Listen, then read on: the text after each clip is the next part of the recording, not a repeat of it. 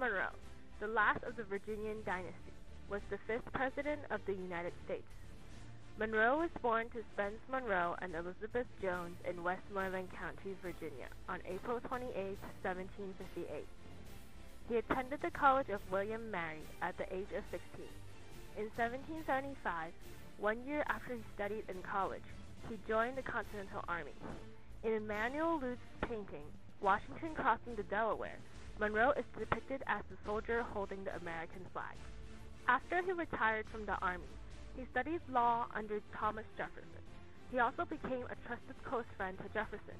In Jefferson's first term, Monroe was sent as a minister to France and participated in the purchase of the Louisiana Territory, alongside Robert Livingston. In 1811, James Monroe became the Secretary of State under James Madison, the fourth President of the United States. Later, he also became the Secretary of War in 1814. However, he only remained in that position until 1815. In 1817, he succeeded Madison's presidency as the fifth President of the United States. His presidency marked the beginning of the Era of Good Feelings, which was a time period of one-party politics in the United States of America. Let us go back 1 year to the election of 1816. During the election of 1816, there were two political parties, the Democratic Republicans and the Federalists. James Monroe was the Democratic Republican candidate, and Rufus King was the last Federalist candidate. Obviously, Monroe won the election, with 183 electoral votes, and King only received 34 electoral votes. This election marked the end of the Federalist Party and the beginning of the era of one-party politics. The Rush-Bagot Agreement was negotiated between Monroe's interim Secretary of State, Richard Rush, and the British minister, Charles Bagot, in 1817. The agreement states that all warships of both nations were no longer allowed on the Great Lakes, with the exceptions of one vessel on Lake Ontario, one on Lake Champlain, and two on the Upper Lakes, all with the limitations of 100 pounds burden and one 18-pound cannon. This agreement was formally ratified by the Senate on April 28, 1818, and by Great Britain on October 2, 1818. Another agreement between the British and the U.S. is the Treaty of 1818. Unlike the Rush-Bagot Agreement, both nations benefited from this agreement. It was negotiated by Albert Gallatin and Richard Rush of the U.S. and Frederick John Robinson of Britain. This treaty marked the beginning of better relations between Great Britain and its former colonies. The treaty sets up the 49th parallel, which serves as the border between the United States, Canada, and the Great Lakes. Additionally, the 49th parallel sets up the official borderline of the Louisiana Purchase and splits up the Oregon Territory, which the two nations agreed to share for 10 years. As an addition to the splitting of the Oregon Territory, the treaty also extends the expiration date of the Anglo-American Convention of 1815, which regulated commerce between the two nations for 10 more years. Furthermore, the United States received a share of fisheries off of the coast of Newfoundland through this treaty. The treaty was officially signed on October 20, 1818, in London, and ratified by both nations on January 30, 1819. As issues with Great Britain simmered down, Spain began to cause conflicts. In 1818, Spain had problems controlling the Seminoles, a group of Native Americans in Florida, because they attacked the United States settlements and offered a place for the runaway slaves of the South. Monroe, afraid of igniting a war between Spain and the U.S., sent Andrew Jackson to the Florida border to stop the Native Americans.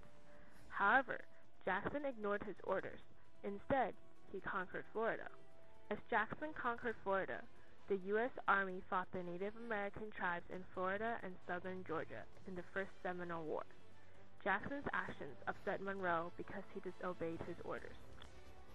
Lucky for Jackson, John Quincy Adams, Monroe's Secretary of State, proposed an ultimatum to Spain. which was that Spain could sell Florida to the U.S. or try to seize Florida again because it belonged to the U.S. once again. Spain finally decided to sell Florida to the United States for $5 million. This treaty was given the name Adams-Onis Treaty because it was negotiated by John Quincy Adams and the Spanish Foreign Minister, Onis. In addition to gaining the control of Florida, this treaty also sets the western border of the Louisiana Territory. It was signed on February 22, 1819. It may seem as though Monroe's hardship was coming to an end, but there was more trouble ahead. During the time when the Adams-Onis Treaty was signed, an economic depression hit the United States. The main reason is the over-speculation of western lands and the people not being able to pay off their loans and mortgages.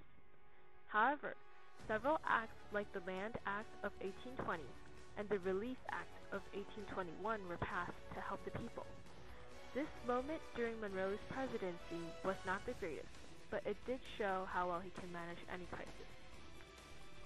The Missouri Compromise, also known as the Compromise of 1820, was formed when Missouri applied for statehood. They had a choice to be either a slave or a free state, and they applied to be a slave state. In 1819, the 13 original colonies increased to 22 colonies, 11 free and 11 slave states, which created a balance of power in the United States, or so it seemed. In the Senate, there was an equal amount of representatives from the slave and free states. However, in the House of Representatives, the free states had a clear advantage because they had a higher population. When Missouri applied as a slave state, it destroyed the balance of power in the U.S. and created a conflict for Monroe.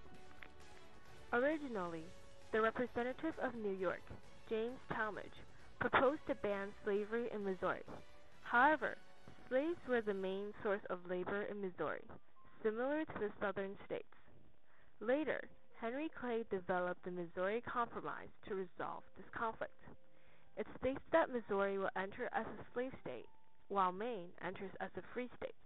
It also states that the 36-degree, 30-minute line separates the free and slave territories. All territories north of the line are free territories, and all territories to the south of the line are slave territories. In the election of 1820, most would consider Monroe to be the only candidate to run for the office. However, John Quincy Adams and Richard Rush were also involved. Although there were rough patches throughout Monroe's first term, the people still thought he was the only man for the job and he should be re-elected. Monroe was one electoral vote away from being elected unanimously, but William Plummer of New Hampshire casted one vote to John Quincy Adams to ensure the glory of being the only president to be elected unanimously belongs to George Washington. This gave way to Monroe's second term as president, which is one to remember. As president, Monroe made an impact on everything he did, including internal improvements. Congress tried to improve the National Road, more commonly known as the Cumberland Road. The National Road is a group of highways built by the federal government as an attempt to tie the West with the East. The first section of this road was approved by Congress in 1806, and the contracts were granted in 1811.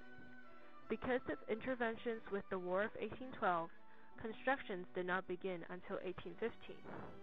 In 1818, the first section of the Cumberland Road finally completed, and in 1822, the Cumberland Road Bill was suggested. The bill was to establish tolls and use funds to repair the road.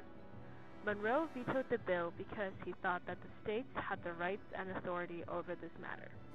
This event mustered many supporters for Monroe, and it proved that he supported states' rights.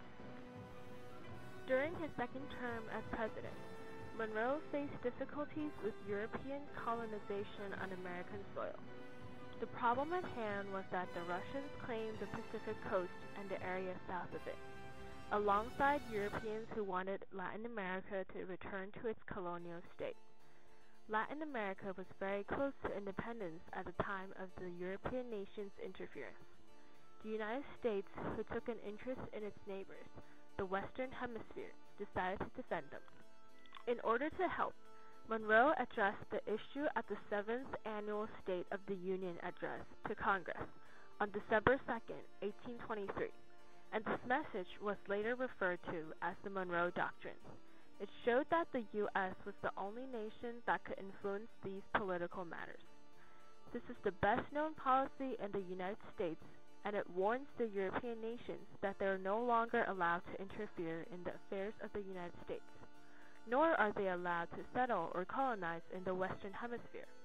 If the Europeans decide to disregard this document and try to defy it, it will be treated as a threat to the United States, and the United States will take immediate action. It also addresses the fact that the U.S. will not interfere in the affairs or colonize in the Western Hemisphere. This doctrine caused a distinct separation between the hemispheres, as well as the New World and the Old World. The proclamation will be used by many presidents in the future and become the basis for future foreign affairs in the United States. After Monroe served 2 terms, he adhered to the 2-term precedent set by George Washington and retired to Oak Hill in Virginia with his family.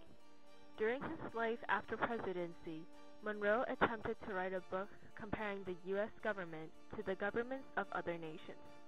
His failure in writing that book brought him to write his autobiography. However, he never had the chance to complete it. In 1826, Monroe was appointed to the Board of Visitors of the University of Virginia. Due to the fact that the University of Virginia was founded by Monroe's good friend Thomas Jefferson, he became very dedicated to his position on the board until he became ill and was unable to serve.